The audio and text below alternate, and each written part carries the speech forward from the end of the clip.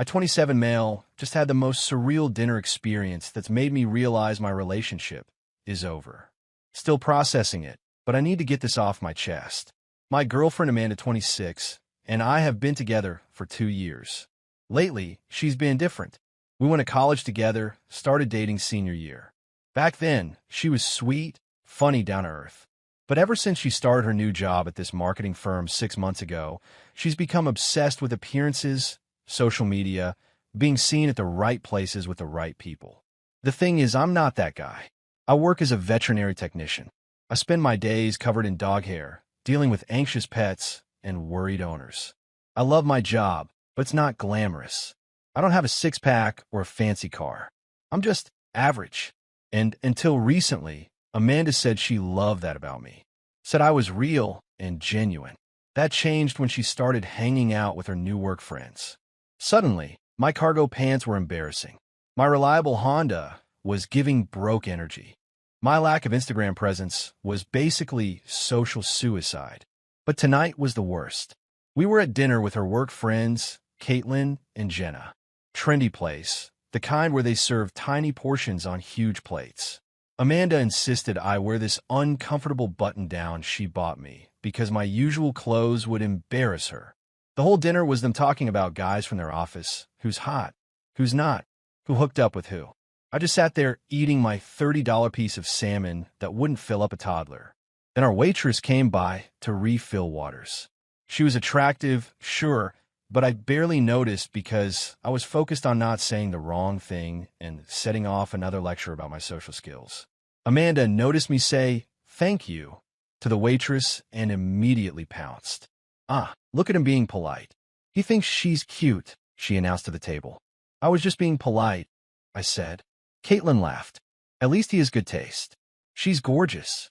Too bad she's way out of his league," Amanda added, and they all giggled. "No offense, babe, but let's be realistic. I just focus on my food." "Oh, come on. Don't pout," Amanda continued. "I saw you checking her out. Not that I blame you. Must be nice to dream, right?" "I wasn't checking her out." "Sure you weren't. Though honestly, even if you were, it's not like she'd notice. When's the last time anyone flirted with you? Besides me, obviously, and that was more like charity work." Her friends laughed. That fake, mean girl laugh that makes you feel 2 inches tall. "Remember when we went to that club last month?" Amanda turned to her friends. This girl walked right past him and hit on the guy behind him. It was so awkward. He actually thought she was coming to talk to him. That's not even what happened. I'd stepped aside to let her through because the bar was crowded. But I didn't correct her. What was the point? "Seriously, you're just jealous because nobody flirts with you," she said, taking a sip of her wine. I looked at her, really looked at her. This person who was supposed to love me, publicly humiliating me for entertainment. "You're right," I said quietly. She seemed surprised I agreed. "See? Honesty. That's why I keep you around. You know your lane." The waitress came back with the check. As she set it down, her hand brushed mine, and she gave me a small smile. Nothing flirty, just kind. Like she heard everything and felt bad for me. We paid. Well, I paid as always and got up to leave. As we're walking out, the waitress appeared again. "Sir, you forgot this," she said, handing me what looked like a receipt. "I don't think dash." "No, it's definitely yours," she insisted, pressing into my hand with a meaningful look. I pocketed it, confused. Amanda was already outside, posing for a selfie with her friends. In the car, Amanda wouldn't shut up about how the waitress probably felt sorry for me. "Did you see her face? She definitely heard me. Probably thought I was too mean. But honestly, someone needs to keep you humble." I pulled out what the waitress had given me. It wasn't a receipt. It was a note. Amanda grabbed it before I could read it. "Oh my God. Did she seriously give your number? That's hilarious. Let me see what pity looks like written down." She unfolded it. "Read it." Her face went white, then red. "What does it say?" Caitlin asked from the back seat. Amanda crumpled the note. "Nothing. It's nothing." But I'd seen her expression. "What did it say, Amanda?" I said, "It's nothing." I pulled over. "Give me the note." "Just drive." "Not until you give me the note." She threw it at me and crossed her arms. I smoothed it out and read. Asterisk. "Hey, I recognize your girlfriend from Tinder. She was at my friend Kyle's place last Tuesday when I stopped by. Same dress she's wearing now. Thought you should know. You seem like a nice guy who deserves better. Becca, asterisk. The car was silent. Finally, Jenna spoke. Amanda, what was she talking about? She's lying, Amanda said quickly. She's obviously just trying to break us up because what? I asked. Because she feels sorry for me? Because I'm so pathetic that waitresses are trying to save me from my own girlfriend? It's not what you think, Dash. Last Tuesday you said you had to work late. I did work late. I just stopped by friends after. Kyle, he's just a friend that you met on Tinder. While we're together, Caitlin and Jenna were dead silent in the back seat. The energy had completely shifted. Can we talk about this at home? Amanda whispered. No. Get out. What? Get out of my car. All of you. Order an Uber. You can't be serious. Over a note from some random waitress. The note's not why I'm done, Amanda. It's just the proof. Get out. Update 1. Well, that escalated quickly. First, thanks for all the support on my original post. To answer some common questions, yes, I kept the note. No, I didn't go back to thank the waitress. Felt too weird. Yes, I'm getting tested appointment tomorrow. So after I kicked them out of the car, Amanda blew up my phone. I didn't block her immediately because I wanted to see what she'd say. The texts were a masterclass in manipulation. That waitress was lying. You really believe some stranger over me? Kyle is gay. He's not. I check his Instagram. It was a work thing. You're overreacting. You embarrass me in front of my friends. If you loved me, you'd trust me. Fine, I was at Kyle's, but nothing happened. We just talked. I needed advice about us. You've been so boring lately. This is your fault for not paying attention to me. I'm coming to get my stuff. That last one got my attention. We didn't live together, thank God, but she did have a key to my apartment and kept some things there. I took the day off work Friday. Changed my locks first thing in the morning. Then I carefully packed all her stuff, clothes, toiletries, that expensive coffee machine she insisted I buy, but only she used. Put it all in boxes by the door. She showed up around noon, used her key, and it didn't work. The banging started immediately. Jake, I know you're in there. I opened the door but stood in the doorway. Your stuff's in these boxes. She tried to push past me. I need to check you got everything. I got everything. Take the boxes and go. We need to talk about this like adults. Like how you talked about me at dinner. Pass. She switched tactics. Tears. I'm sorry, okay? I was showing off for my friends. I didn't mean those things. Which things? That nobody flirts with me? That dating me was charity work? That I'm out of everyone's league? Be specific about which cruel thing you didn't mean. All of it. I was insecure. Kyle's been texting me, and I didn't know how to handle it, and dash. So you downloaded Tinder. I was confused, and went to his apartment. Just to talk. In your sexy dress. I wanted to feel confident. Amanda, stop. You cheated. You got caught. The end. That's when she got nasty. You know what? Fine. You're right. I had to go see Kyle. Because he actually makes an effort. He has ambitions. He doesn't spend his days playing with dogs and coming home covered in fur. He takes me nice places and introduces me to interesting people and doesn't embarrass me by existing. Cool. Date him then. I will. You'll see what you lost.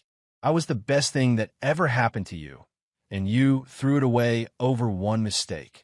The mistake was staying with you after you started treating me like an embarrassment. The cheating was just the exit sign I needed. She grabbed the boxes and stormed off. I thought that was the end of it. I was wrong. Update 2. Remember how I said Amanda worked at a marketing firm? Well, turns out she's been putting those skills to use. Started small. Mutual friends reaching out, getting her side of the story. According to her version, I'd been controlling and jealous, constantly accusing her of cheating without evidence. The waitress note? I made it up. Kyle? Just a colleague I was irrationally jealous of. Some people bought it. Lost a few friends who decided I was the bad guy. Whatever. The ones who mattered asked for my side or already knew Amanda's tendency to rewrite history. But then she escalated. My Instagram, which I barely use, started getting tagged in posts. Amanda and Kyle, officially together, at all the places she used to drag me to. Captions like, finally with someone who appreciates fine dining. And when you upgrade. Petty, but manageable. I just untagged myself and moved on. Wednesday, things got interesting. I was at work when my coworker Teresa pulled me aside. Hey, weird question. Did you and Amanda have a bad breakup? Yeah, why? She called the clinic yesterday. Said she wanted to warn us that you were unstable and had threatened her. Dr. Morrison shut her down, but I thought you should know. My boss calling my ex unstable was actually hilarious. Dr. Morrison is the most no-nonsense person I know. But the fact that Amanda tried to mess with my job, that pissed me off. Then Thursday happened. I got a DM on Instagram from someone named Becca. The waitress. Hey, I hope this isn't weird, but I wanted to check you were okay. I saw your ex posting about you, and it looked pretty harsh. I replied, thanks for the note. You did me a huge favor. I'm good. She's just processing badly. I felt so bad for you at dinner. She was horrible. Nobody deserves that. We chatted a bit. Turns out Becca was working her way through nursing school, waitressing to pay bills. She apologized for the drama her note caused. I told her it was the push I needed. Then she said something interesting. Just so you know, she's been back to the restaurant. With that Kyle guy, she made a point of sitting in my section and being super PDA. It was a lot. Of course she did. Also, Becca continued. She kept loudly talking about her pathetic ex and how you supposedly stalk her after the breakup. My manager had to ask them to keep it down. I haven't contacted her once since that night. I figured. You seem too classy for that. Anyway, just wanted to warn you, she's spreading stories. I thank her and figure that was that. But Becca messaged again the next day. Random question. Do you like coffee? There's this place near the university that does amazing lattes. I'm free Sunday afternoon if you want to check it out. No pressure, just thought you seemed nice and could use a friend after all that drama. I stared at that message for a solid 5 minutes. Was the waitress who exposed my ex's cheating asking me out? Or is this a pity thing? Just to be clear, I typed, is this a date or a friend thing? Either is fine, just want to know what I'm walking into. Let's start with coffee and see what happens, smiley face. Final update. I went for coffee with Becca. And yes, it turned into a date. She was even cooler outside of work. Smart, funny, actually interested in hearing about my job. She showed me pictures of her rescue cat and didn't judge when I got excited about the treatment plan for a diabetic golden retriever I'd been working with. Can I be honest? She said halfway through her latte. When your ex was being so cruel at dinner, I wanted to dump water on her head. The only reason I didn't was I needed the job. The note was better, more effective. I debated giving it to you, but the way she kept belittling you while you just sat there quietly, nobody deserves that. And when she made that comment about charity work, I saw you flinch. That's when I decided. How did you know about Kyle? My friend actually did hook up with him. Same night your ex was there. He was bragging about juggling multiple women. I remembered your girlfriend because she was all over him, and I thought it was weird she left alone if they were together. Then when I saw her at dinner acting all superior.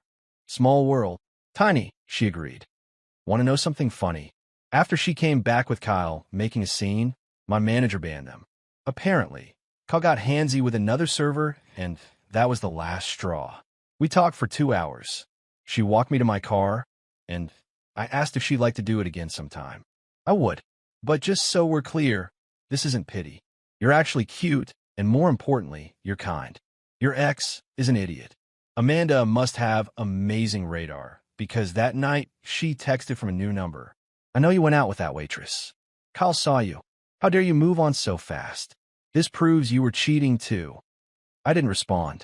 She's using you to get back at me. Still didn't respond. You'll regret this. I blocked the new number. Monday morning, Amanda showed up at the vet clinic again. Not to cause trouble, to bring in Kyle's mother's ancient poodle. She didn't know I worked Monday mornings, and the look on her face when I walked into the exam room was priceless. I didn't. Kyle's mom needed. No problem, I said professionally. Let's focus on Fluffy. What seems to be the issue? She was so thrown off, she could barely speak.